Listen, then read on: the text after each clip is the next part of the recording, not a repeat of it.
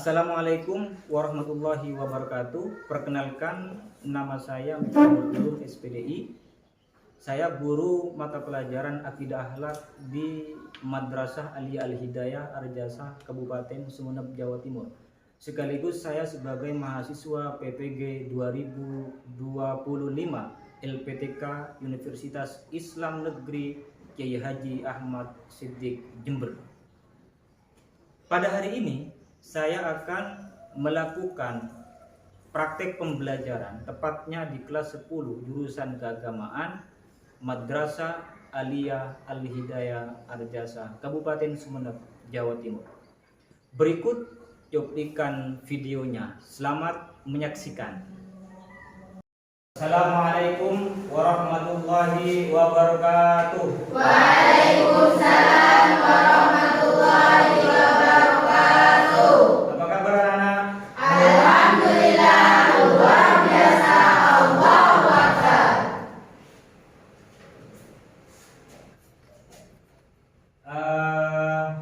Sebelum dimulai, saya mau absensi dulu, mengecek siapa yang tidak hadir hari ini. Kira-kira ada yang tidak hadir hari ini? Saya. Namanya?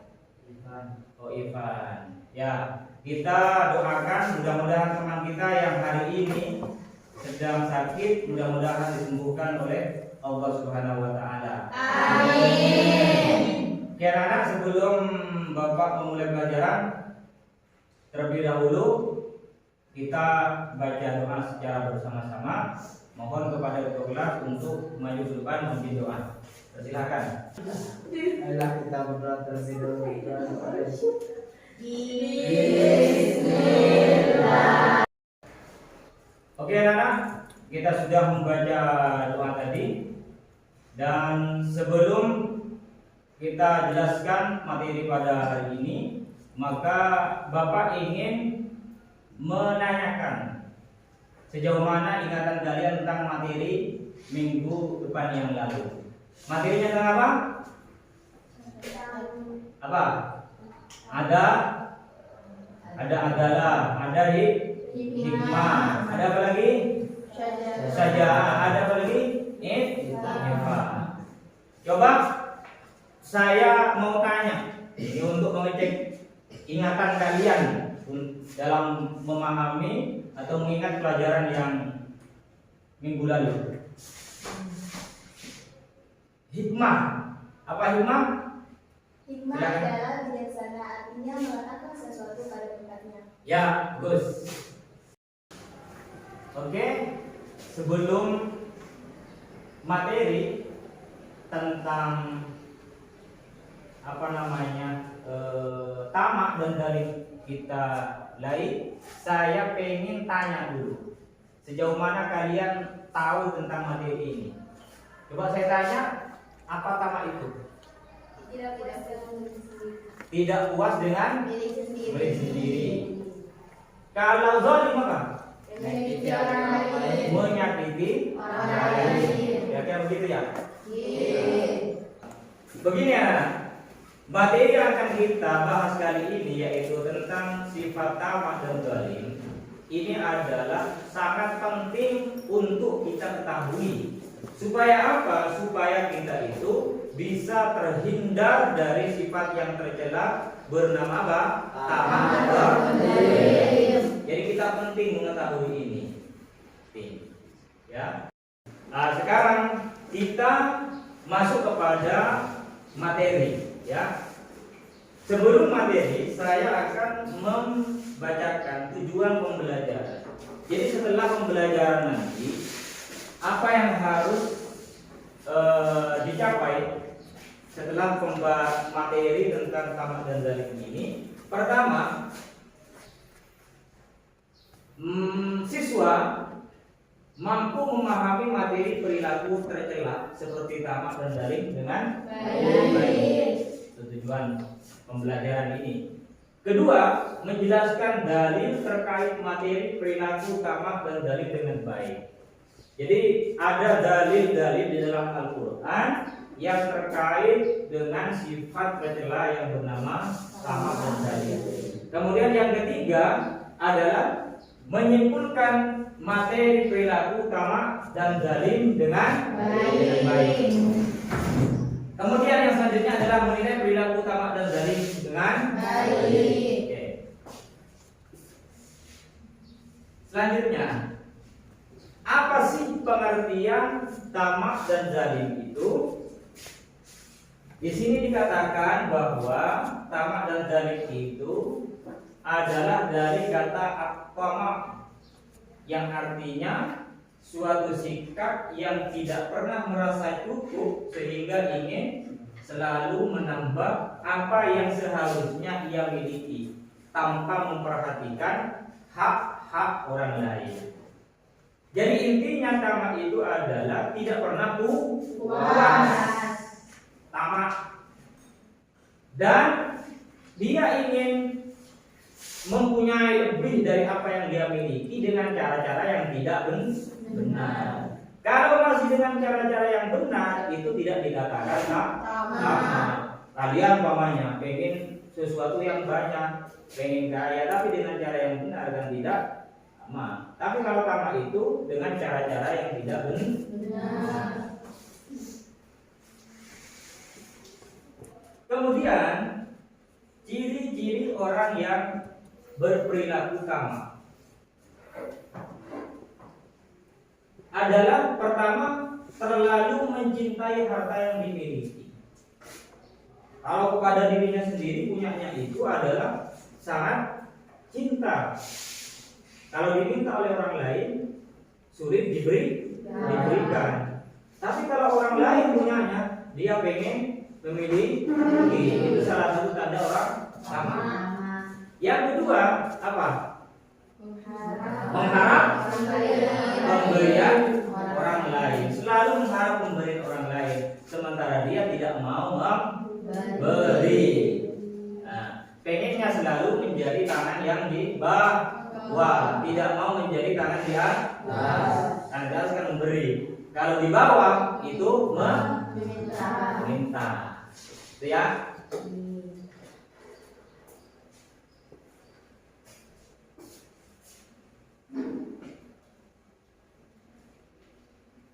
Kemudian apa sih penyebab orang tamak? Pertama, tidak bersyukur atas nikmat yang diberikan oleh Allah Subhanahu wa taala. Tidak pernah bersyukur. Itu salah satu ciri orang tamak. Seharusnya orang yang tidak tamak itu, kalau orang tidak dikatakan tamak itu sudah bersyukur. Tapi kalau orang tamak memiliki satu pengen dua, punya dua pengen tiga. Nah, dua ini belum disyukuri pengen tiga, tiga belum disyukuri pengen empat, belum bersyukur. Kemudian kurang memahami arti hidup bermasyarakat yang di dalamnya ia berkewajiban saling menolong, membantu, bukan saling iri hati kepada sesama. Jadi penting seperti yang tadi diungkapkan utama itu adalah bahwa orang tamak itu ciri-cirinya adalah suka menerima tapi tidak mau memberi. Itu pasti adalah salah satu ciri orang tamak. Kemudian menumpuk harta kekayaan, ya, menumpuk harta kekayaan itu pasti dikatakan orang tamak. Kemudian dalil nakli itu ngerti maksudnya? Dalil yang ada di Al-Quran itu ada dalil akli, ada nakli. Kalau akli itu akal, kalau nakli itu Quran. Apa dalil nakli tentang tamak itu? Pertama di surah Ad-Diyat ayat berapa? 8. Bunyinya wa innahu lihubbil khair. Dan sesungguhnya cintanya dia kepada harta benar-benar berlebihan, sangat tinggi. Itu berarti termasuk orang tamak. Cinta luar biasa ke dunia, ke harta. Kemudian yang kedua di dalam surah Al-Fajr, coba Kamu dibaca. Nih, gua tuh. Kamu. Nah, ya kamu. Baca ini. Ayat kedua. Wa tuhibbunal mala hubban jamma. Ayat surah apa? Al-Fajr ayat 20. Dan mereka mencintai harta dengan kecintaan yang berlebihan. Jadi cintanya kepada harta benda itu berlebihan. Itu adalah dalil tentang sifat tamak. Sekarang yang kedua, masuk kepada pembahasan dalil. Dalil itu apa? Meletakkan sesuatu tidak pada tempatnya atau tidak sesuai dengan ketentuan Allah. Itu dalil. Meletakkan sesuatu tidak pada tempatnya atau tidak sesuai dengan ketentuan Allah. Dalil. Dalil itu banyak macamnya.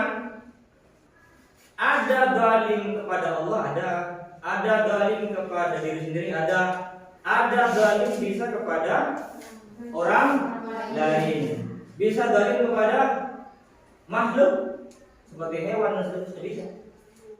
Dalil kepada Allah apa? Syirik.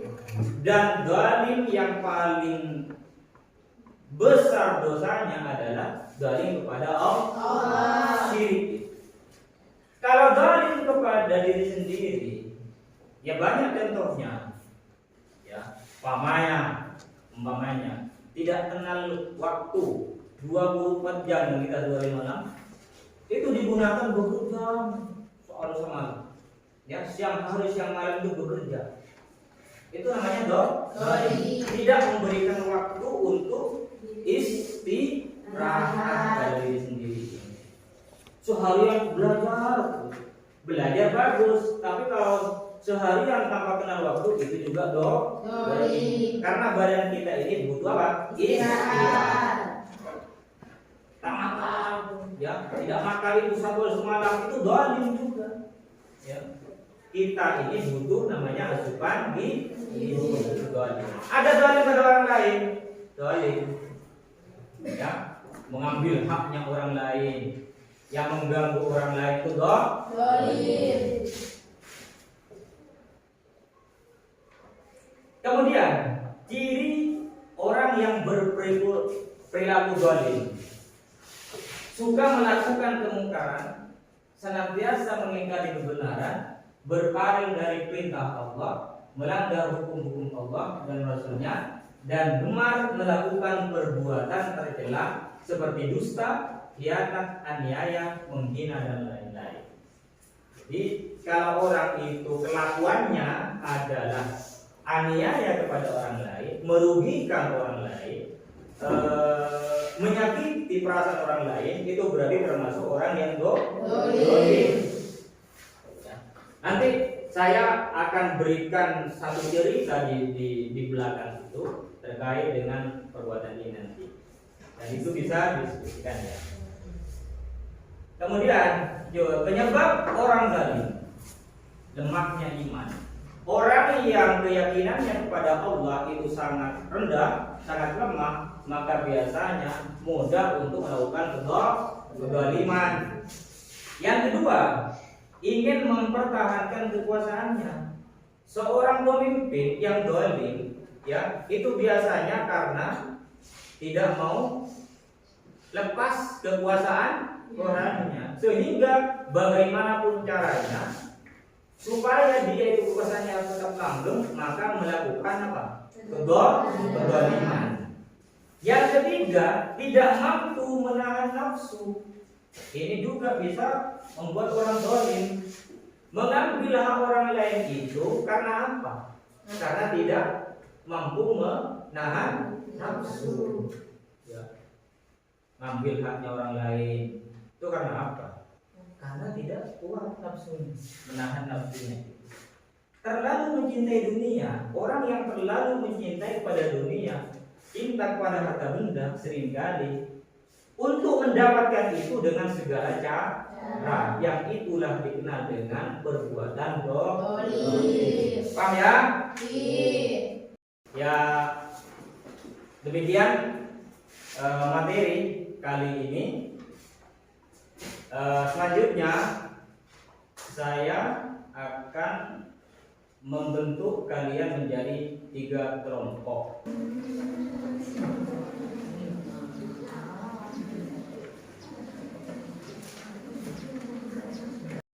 Karena waktunya sudah sampai, maka sekarang silakan kumpulkan jawaban Anda. Saya minta tolong kepada ketua kelas untuk mengambil kertas masing-masing dari temannya itu, ya, dan dikumpulkan di depan. Begini ya, jadi dari hasil kerja kalian yang sudah dikerjakan tadi, itu Bapak nilai bahwa kalian sudah cukup paham ya dengan materi pada hari ini, karena jawabannya bagus-bagus semua. Tepuk tangan.